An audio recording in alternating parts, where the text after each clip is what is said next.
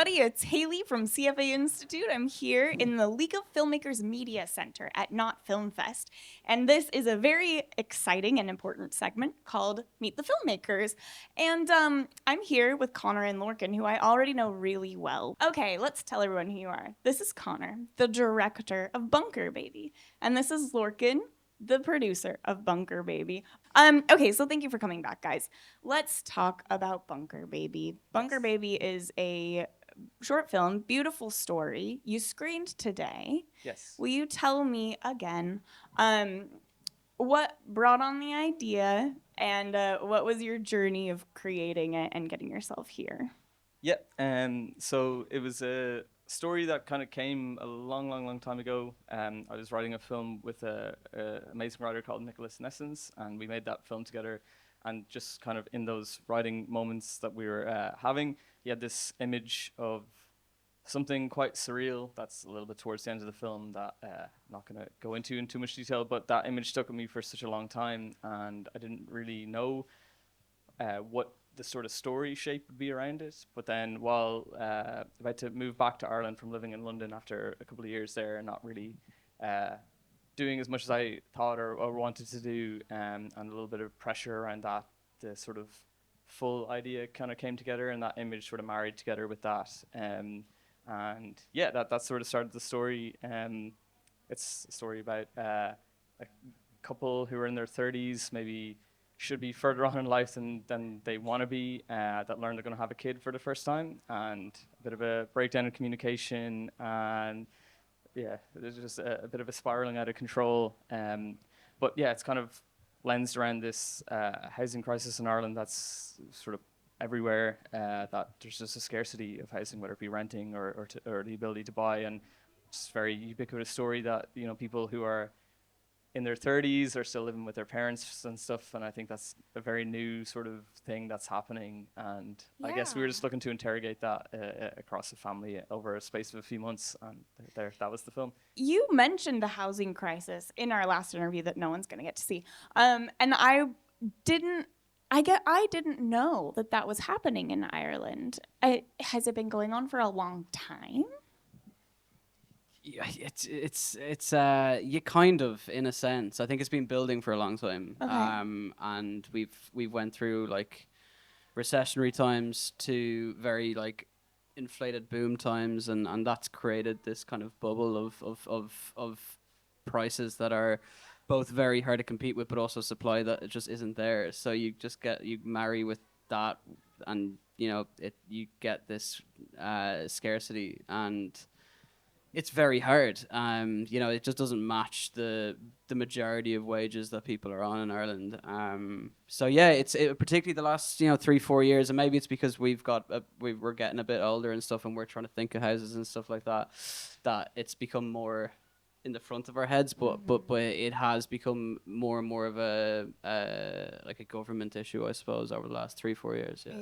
Yeah. And Lorcan, while you're talking, will you remind me, how did you guys work together before, and that's how you ended up on the project, correct? Yes, correct. Yeah. So we've worked together for the last 5-6 years.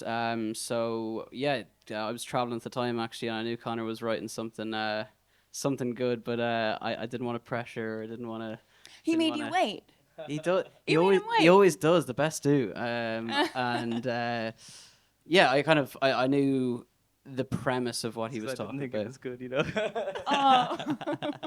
good, I knew the premise of what it was, but I hadn't seen the script at the time. I think I was in Indonesia or somewhere like that, very kind of like away from everything, and read the script, and I just loved it and was so excited for it. And yeah, that was kind of the initial point. But it took the development of it was quite a while, right? It was like probably the guts of a year and a half. Yep. We spoke a little bit about some pitfalls and issues and puzzles that you had to put together and things you learned. Can we talk about the whole?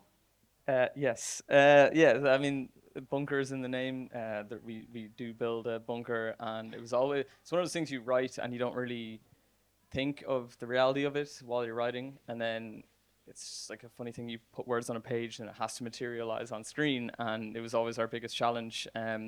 we just got really, really lucky with a lovely location with lovely homeowners who we shared the script with, and they understood exactly what we were trying to do. And then we did build a set, yeah, so there's a bit of a set, but we wanted to have as much of a real hole that could be the bunker that marries with our set as When much you as say possible. hole, you mean like a dirt hole? I mean, like, Like it got in the it was, ground? and- 6 foot deep. it was six. Oh my It was goodness. big, and yeah, we just got really, really lucky. And thanks to Lorcan, we just every time we were tech recceing, we'd just be like, okay, we're gonna maybe just put a shovel in the ground, and then maybe we're gonna dig a little bigger. And then eventually they just got so on board, they were like, we'll dig the hole.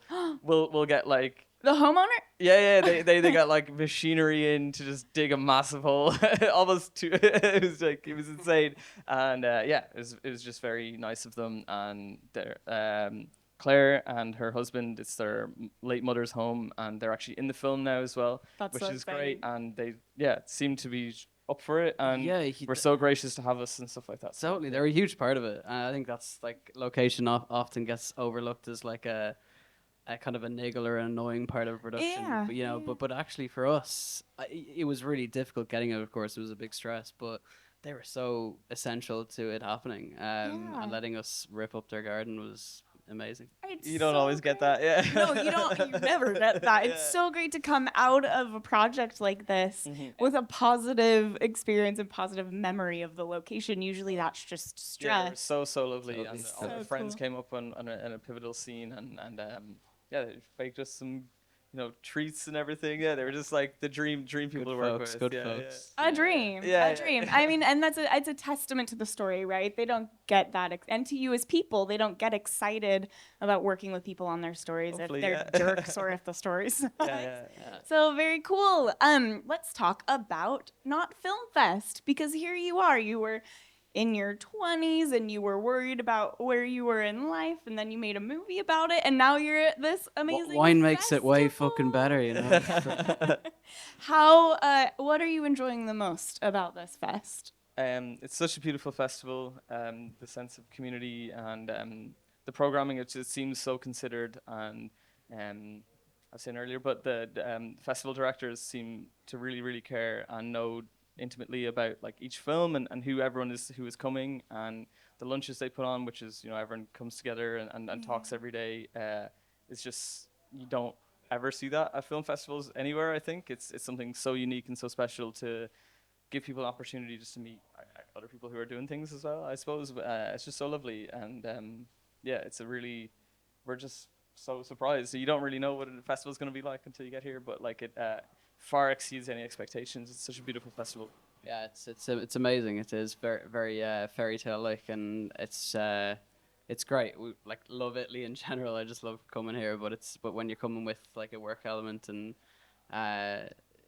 going to screenings and stuff, it's like to feel centralized and to feel like there's so many things at your availability in a very short walk is amazing. So yeah, it's been an amazing time, and thankfully only kind of the start ish. Yeah, we're like early Night to go. mid right now. Yeah. We got a few more days, which is great. Yeah, That's looking so forward weird. to seeing everything. Yeah, speaking of seeing everything, if someone's not here or if someone couldn't catch it, how can they catch Bunker Baby? Any plans? We've been on Aer Lingus, which is the national airline You of have Ireland. an airline deal? Yeah, Americans Oh my love that name. They Way love to Aer bury Lingus. the lead, guys. Yeah, Congrats so on your airline deal. We can be seen in the skies right now. Fly other than that, Aer we're Lingus. playing in Sligo in Ireland tomorrow, and then hopefully a few more. We're Arroween Films is distributing our film, so hopefully we get to a few more places around the world and stuff like that. So That's excellent. Huge congrats, guys. Great to meet you. Thank you for coming back. no, thank you for having us. Thank you Thanks for for having us, listening. guys. Thank you.